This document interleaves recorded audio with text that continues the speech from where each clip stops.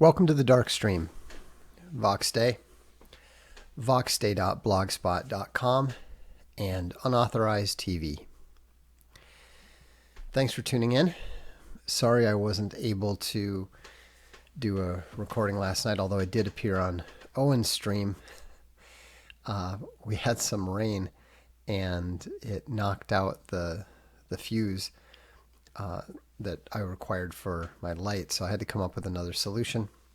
So we're all good for tonight and for the future, but that was technical difficulties, you might say. So tonight I'm going to talk about Ricardo Retardo and the flight from debt. That sounds a little esoteric, I suppose, but it's actually pretty simple. I was talking to Big Bear about free trade, the problem of free trade, the challenge of debating dialectic issues in front of a rhetorical audience, and so forth. And he was frankly just laughing at my inability to speak the language of persuasion. I was expressing my frustration that you can be debating something with an economist, and they're just spitting orthodox dogma, something that literally everyone knows, and yet people will find it convincing just because they pronounce it with this air of sincerity, and they do it. They find it convincing despite the fact that the Orthodox have literally no answer for these substantive criticisms and these conclusively devastating rejections of the theory, practical rejections of these theoretical arguments that in some cases have been around for 200 years. And they haven't been around for 200 years because they're good arguments. They've been known to be bad arguments for 200 years. And beyond that, 200 years ago, it was mostly theory. But now we've had the ability to actually test out whether those theories are valid or not. And they're very clearly not. They're absolutely not. You can argue all you want about, for example, immigration being good for the economy. Well, we've had 50 years of immigration since 1965, and guess what? The economy has been growing slower over that 50 years than just about any 50-year period preceding it, including the decade of the Great Depression. Think about that for a minute. Now, obviously, you can line up a 10-year section in various ways and manipulate the truth and so forth.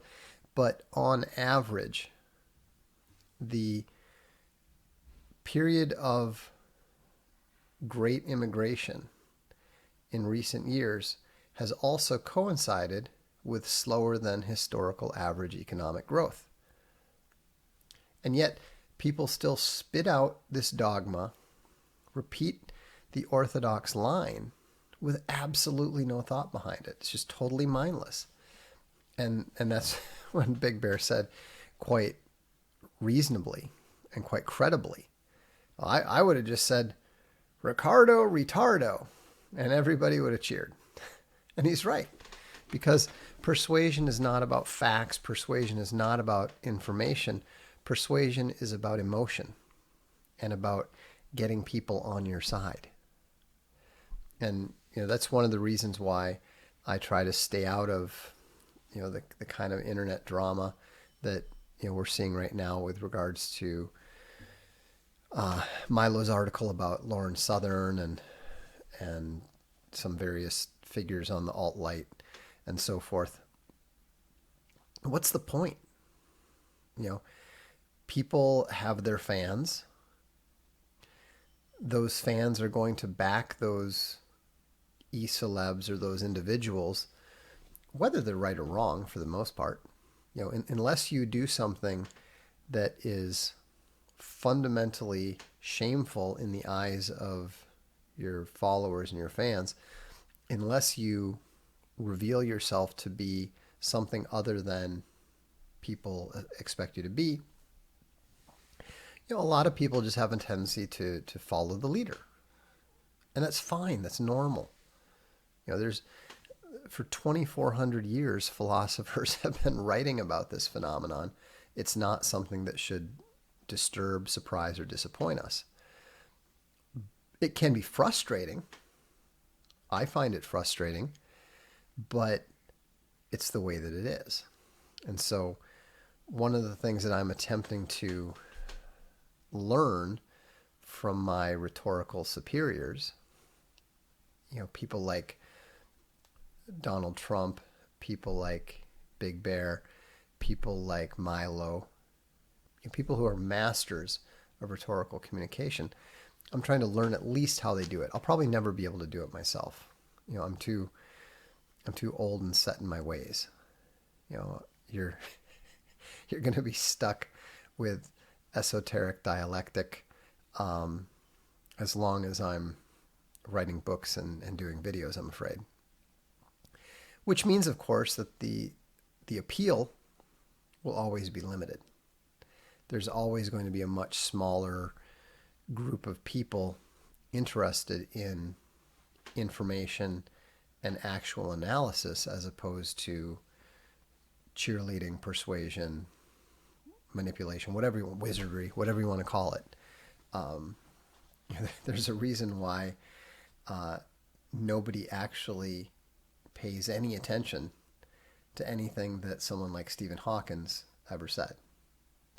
He was an icon, he was a symbol, but if you asked the average Big Bang, Bill Nye the Science Guy enthusiast what Stephen Hawking had ever done, had ever accomplished, they would have no idea.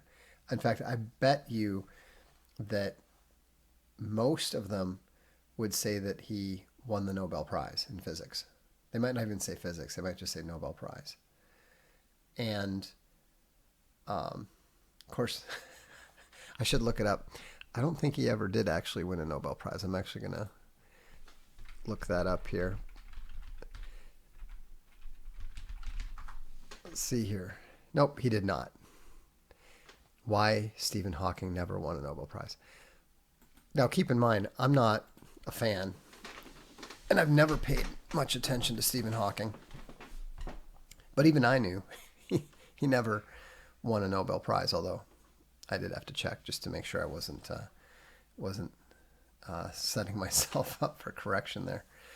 That's one of the bad things about having a very good, though not eidetic memory, is that you have the ability to get yourself in trouble because you remember something and you're pretty sure you remember it clearly, but you're not entirely sure.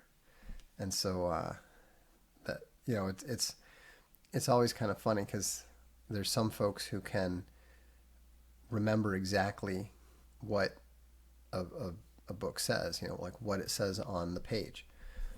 And for some reason, I can't ever remember exactly what it says, but I can almost always, and I don't remember the exact page number, but if I've read it in an actual book, I can remember essentially what it said, and I can usually go to the book and flip right to it.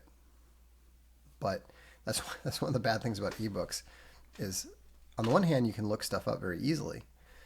On the other hand, that ability to remember where in the book something is becomes completely useless. So that's a little disappointing. Fortunately, I still like to read actual books. But man, having a tablet is so handy. Anyhow, to get on to what we're talking about with Ricardo Retardo and the flight from debt, this is actually going to connect and make sense. Just bear with me. I was reading today about a young man who graduated from college with a fair amount of college debt, student debt, about $30,000 worth. And of course, he can't get rid of it. Any other type of debt, credit card debt, housing debt, whatever, you can get out of it. You might have to give up your house. You might have to give up your lease, your car, but you can shed it. But thanks to the evil morons in the U.S. Congress, they banned the ability to shed your student debt. You can't get rid of it. And so what this young man has done, and what I've heard a number of other young Americans have done, is that they just left the country. This guy went off to China, and he taught as an English language teacher for a while. And then he went, I think he went to Ukraine or something. He's working there. But what I found fascinating about it is that this is exactly what the free traders want, in theory. Because the benefits of free trade stem from labor mobility. It's the efficiency of marrying labor to the place where that labor is most efficient. So, for example, if you happen to be a genius at robotics, and the most efficient place to build robots turns out to be in South Korea, then in order to optimize your talent, in order to optimize the labor and the capital and the marriage of the two, then to maximize economic output and grow the economy optimally, the system will ideally encourage you, force you, convince you to move to South Korea and work there in your, not just your chosen field, but in your optimal field. And that's why the USA is believed to have a more robust economic growth than the European Union, excuse me, is because there's more labor mobility within the United States. It's about 3 times higher than in Europe, 3.5 times higher than in Europe. And this was what the purpose of the European Union was initially sold as a free trade zone, so that labor could move around. Poles could move to England and become janitors. Germans could move their automotive factories to Spain, where the workers are less expensive. And this was going to make the operation and the marriage of labor and capital more efficient, grow the economy, et cetera, et cetera. But there's a major problem. It destroys family connections, it destroys community, et cetera, et cetera. And so this is the big battle from an economics perspective between nationalism, community, and family on the one side, and optimal economic growth on the other. But here's where the really interesting contradiction comes in. The economists depend on debt. Debt is what creates growth. At this point in time, you can actually measure how many dollars of debt are required in order to generate a specific amount of growth. And one of the problems of the post-2008 economy has been that the amount of debt that's required to achieve a point of economic growth has increased over that period of time. It's getting more and more difficult to find debt, to find people willing to get into debt, and in order to spend the money to consume, to bring about the economic growth. So that's why you've seen this huge expansion of debt. That's why even kids can borrow money to credit cards and lease cars and so forth. But the system is beginning to contradict itself. And what's really funny is the people that are criticizing these young Americans who are leaving the country in order to avoid having to make their debt payments, they're actually appealing to the very arguments, to the very things, the nationalism, the family, the community. They're trying to appeal to those things in order to keep people from running out on their student debt. And I find that massively ironic because, on the other hand, they're saying, well, you shouldn't leave in order to get out of debt, but you should leave in order to maximize your economic efficiency so that the economy can grow. And so you've got this really bizarre structural contradiction which has been created by the government. It's been created by the U.S. government because they made debt impossible to get out of. But then they've also encouraged relatively free trade, which makes it impossible for these people to graduate from college and get a job working in their hometown. And so these kind of contradictions suggest to me that we are continually moving closer to that general economic political collapse that I've been expecting for some time. At this point, that a lot of people are expecting. Again, it doesn't mean the world's going to end. It doesn't mean that Hitler 2.0 is going to take over. It just means that things are going to change. They're not going to be the same as they are going forward in some way. We don't know how it's going to shake out. What they've recreated metaphorically is a form of serfdom tied to the debt. It used to be that serfs were tied to the land. They were not allowed to leave the land that they were working for the benefit of their feudal master.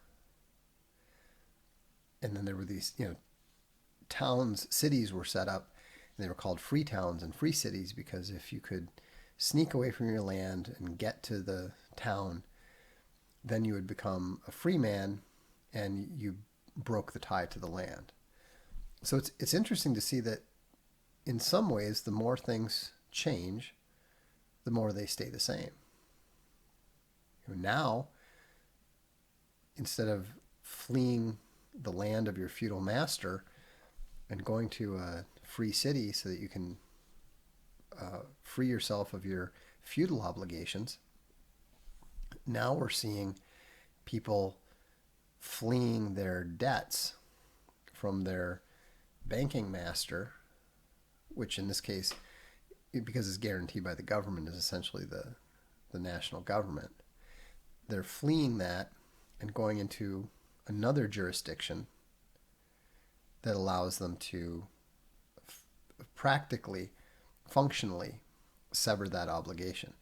I mean, yes, the obligation still technically remains, but not as long as they're willing to give up the very stuff that the free traders are demanding that they give up anyhow.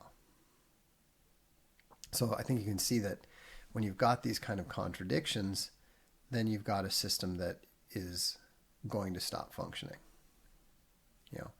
How and when, it's impossible to say. But, these things tend to go on a lot longer than the pessimists imagine they can. But once they break down, they tend to break down a lot faster than anybody, the optimist or the pessimist, believe possible. Now, it doesn't matter that 2 or 3 or 500 college graduates go off and teach English in China or serve as mercenaries in Angola or whatever it is that they do. It doesn't matter if a few people do that, but it is going to matter significantly if enough people begin doing that so that it starts making a noticeable percentage of those loans unrecoverable.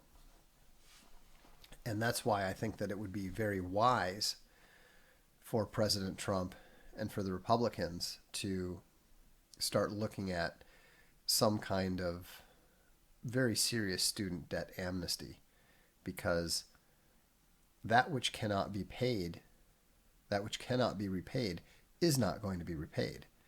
And pretending that it will be is only going to lead to a more catastrophic breakdown once it gets to whatever the critical mass of inability to repay happens to be. Again, I don't know what it is. Nobody knows what it is. But the one certainty is that reality always wins in the end. As somebody said on the blog the other day, reality is undefeated. And we can claim that men are women and cats are dogs, and a college graduate who doesn't have a job is going to be able to pay $400 a month for the rest of his life. But it's not so. And eventually, reality is going to punch through the web of lies, the web of delusions, the web of self-deceptions with which we're operating. So anyhow, I hope that's been at least thought-provoking. And I'll look forward to seeing you the next time. We've got some great stuff coming on Unauthorized. Really appreciate the way, dozens of people are continuing to subscribe every day. And, it's great because it allows us to, make some really exciting plans for the future. And I can say, I'm not going to say too much about it, but we are actively beginning work on our first documentary. It's going to be the first unauthorized documentary. And it's going to be a fun one. It's going to be cool.